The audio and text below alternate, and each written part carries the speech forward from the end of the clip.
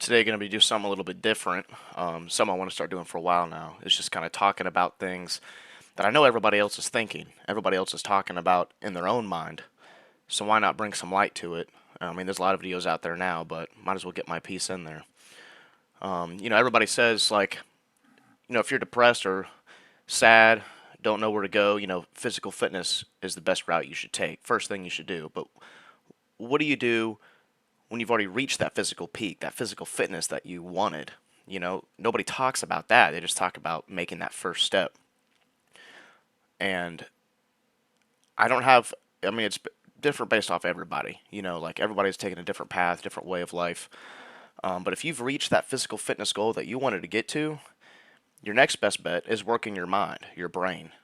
Because even though you're in the gym and it's great and it releases those hormones that are good for your brain, good for your body, and just good for you, you need to be studying something, obtaining knowledge in something, anything.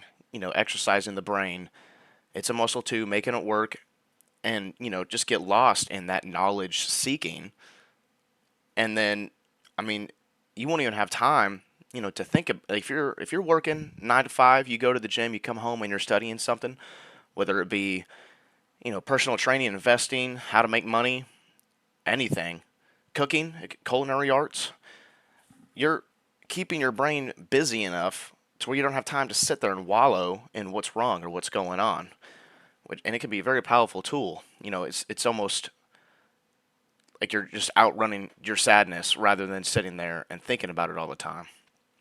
Especially when it comes to your career path.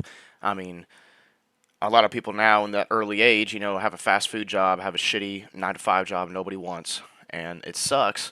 Well, think about something you can do and get after, whether it's a blue collar job or go back to college if you need to. And you may be nervous now, but I can promise you that that nervous feeling is going to feel better than the shitty feeling you're going to get laying in your bed every night thinking about working the same job for years to come. Better to be nervous doing something new and better that can better yourself than sit there and think about how shitty your life is right now. Um, and another thing too is you got to. A lot of people, will brag about getting less sleep, but I think that's a select few of people who can get 4 hours of sleep and still function, weeks at a time. Like, if I get 4 hours of sleep, maybe twice a week, like, okay, I'm fine. But if that's a recurring problem, my cognitive function goes down. I can't perform out in the gym like I want to. My diet goes downhill. I can't sit there and focus on the task at hand. Everything suffers after so much time. Like, you should really be trying to prioritize sleep, and that'll make you more productive in turn. Even though it's taking more time to sleep, that 3 hours, rather than sitting there scrolling through on your phone or playing Minecraft, you could be studying or exercising or doing something else and have that little mental edge because you got more sleep at night. People that sit there and brag about getting no sleep is just ridiculous in my opinion. Like, nobody cares. You're only harming yourself by not sleeping longer. I don't know what they're thinking, but teach their own, I guess. And I mean, another thing too is if you're lost, and physical fitness, I think going back to that is kind of a it can be kind of a solo journey at some point. First you kind of start out with all your friends, and then eventually maybe you guys split up, and now you're working out alone. So now it's kind of a solo journey. But when you want to take that next step, whether it be financially or whether it be career wise, like, you have to have some kind of support system. There's very seldom people out there that can, just do everything on their own. And I think having it can be a small, having a team around you, small or big, is going to benefit you way more than sitting there and being alone. Because, I mean, if you've got three brains working on one project, you're going to get done 3 times as fast. I mean, it's just basic math. If you're by yourself, you're going to overthink everything. You might miss something.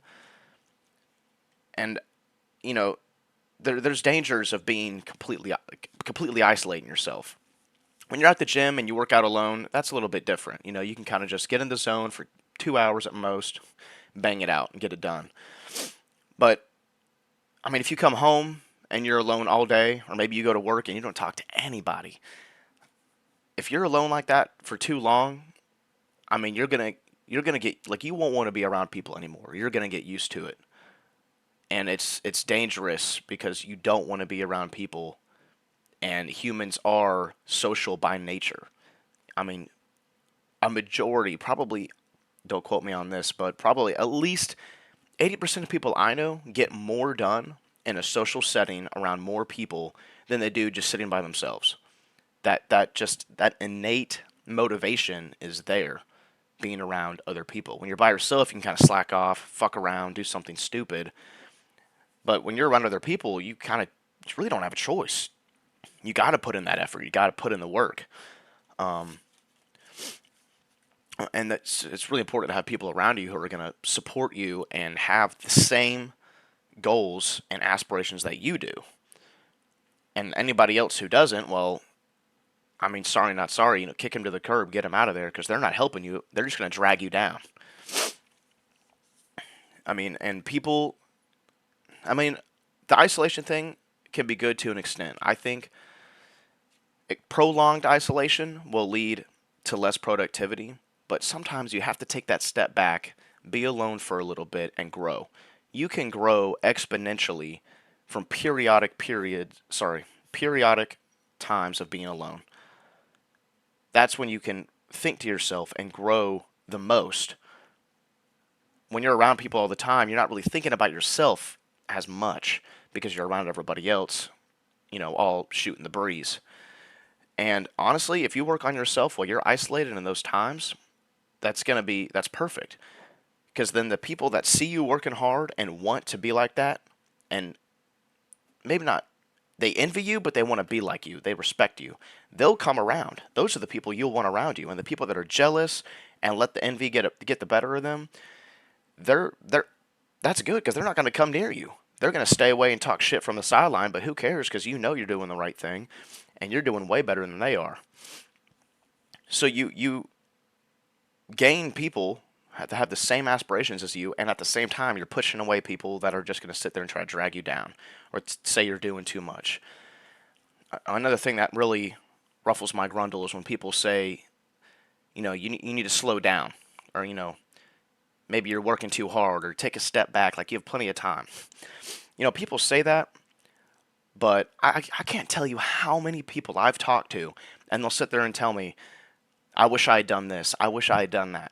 I could tell you right now, I don't want to be past 25. I don't want to be in my 30s through 40s thinking, man, I wish I had done this when I was younger. I wish I had taken this opportunity rather than screw around and waste my life away. I mean, a lot of people waste a lot of time every day just because of social media or video games, and to an extent, I think that's okay. Sometimes you need your brain just to kind of just fuck off and relax for a little bit, but at some point you got to kick it into high gear and you got to work. You got to do something. I mean, you can't just sit around and do nothing. I mean, the people that talk about being depressed and sad and have no motivation, no discipline. Well, what are you doing? What's your day look like? You go to work, you work 7 to 2, and then you come home and you sit there on your phone or your computer and just look at memes all day. Well, no shit, you're depressed. You're not doing anything. Work is not doing something. You should always be looking for the next way to improve, and always take time for the reprieve that you need. But then you got to get right back to it. Like, there's no time to waste. You're going to blink and 5 years are going to have gone by. What have you done in those 5 years? I'm not saying, you'll need to sit down and lay out a guide plan for the next, I don't know, decade of your life. But you need to have some kind of idea. Like, you need to have the goal. Where do you want to be? And then you can kind of lay out steps like, okay, well, if you want to be a bodybuilder, okay, well, you have to start going to the gym. You have to learn about nutrition. You have to learn about carbs, proteins, fats, and how they affect the body. Like, you have to learn about those things. So those are the first steps you can take. And then within 5 years, you'll be in shape, you'll be eating right, and you could participate in bodybuilding competitions. And, but a lot of people don't, it's people know what they should do, but then they don't take the time out of their day to do it. And I know you have time. There's always time. It's it's either you sleep, if you sleep in an extra 2 hours, that's 2 hours that I'm ahead of you now. if you think about it competition wise. If you want to be a bodybuilder or a fighter or anything like that competition, if you're sleeping in 2 extra hours, I was up 2 hours ago. I've already crushed a workout, done some research, and now you're 2 hours behind. You got to go to bed earlier, get your ass up, and get to work. And I do think you need time for reprieve, like I said earlier. And I just don't, people just don't understand the grind aspect, especially when it comes to being a man. I think it's a little bit different because way more is expected of you under the table, under social lines that nobody will say out loud, but we all know it's true. They'll sit there and say, "Oh, you don't have to make this much money, or you don't have to know how to change the oil," but you're expected to. If the car breaks down and the oil needs to be changed, they expect you to know how to do it. It's kind of a catch-22 in that scenario. But all the more reason to be bettering yourself every day and not taking that time off when you absolutely need it. Like if you've been grinding for like 3 months and you're like, shit, I just need a quick reprieve, get my thoughts together, let my body recover. I'd rather you do that than just completely stop after 3 months of grinding and just stop because you've overloaded your system. Take a week, take 2 weeks if you need to, collect your thoughts, collect yourself, maybe go to the beach or something, take a vacation, then come back and get back to work. There's no time to waste, and too much time is wasted thinking about what you should be doing rather than just actually sitting down and doing it. But nobody talks about that. They just talk about what you should do, but they don't talk about the struggles of actually doing it. And sometimes taking that first step is the hardest part. But as I said earlier, that nervous feeling, you see videos about that all the time. When you feel that way, you feel that little nervous ping and you're like, what the fuck is going on? That's exactly the time when you dive in, when you just full send in. It's like your intuition, your sixth sense kicks in. You're like, shit, okay, this is going to be a big change. I know it is. Is this what you want? And I promise you that feeling is going to be way better than going home at night after your shitty ass 9 to 5 job you've had for 3 to 5 years, maybe 10 years, any age, and going to sleep thinking, man, I wish I could have done this or I wish I had done that. That's the worst feeling in the world. But all in all, I think people just need to take that first step, you know, rather than waiting for something to happen or wasting away 5 years partying and then now 5 years of your life is gone. What are you going to do? You're not going to do shit. Sorry, getting a little bit heated there, but that about sums up what I wanted to cover. If you've reached kind of the physical peak, going back to what I was talking about at first, think about your career. Think about, you know, exercising the brain, the people around you. I mean, maybe if you had different people around you, you could be doing way more than you're doing now with a different and maybe even better support system. If the people around you, analyze them. Think about how they're adding, how they're taking away, or if it's a mutual thing, a mutual gain. And if they're taken away, it might be time. It's going to be hard, but it might be time to move on. And I'm not saying ignore your feelings, but recognize them. Know they're going to come, but just know at the end of the day, it has to be done. You can't just let it keep going on, and then 5 years down the road, they've sucked the life out of you.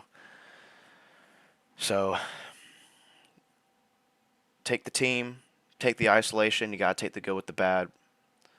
But all in all, just get after it. There's no time to waste. I mean, start now. Or if you need to, if you're one of those people, Monday morning, bam, get it going.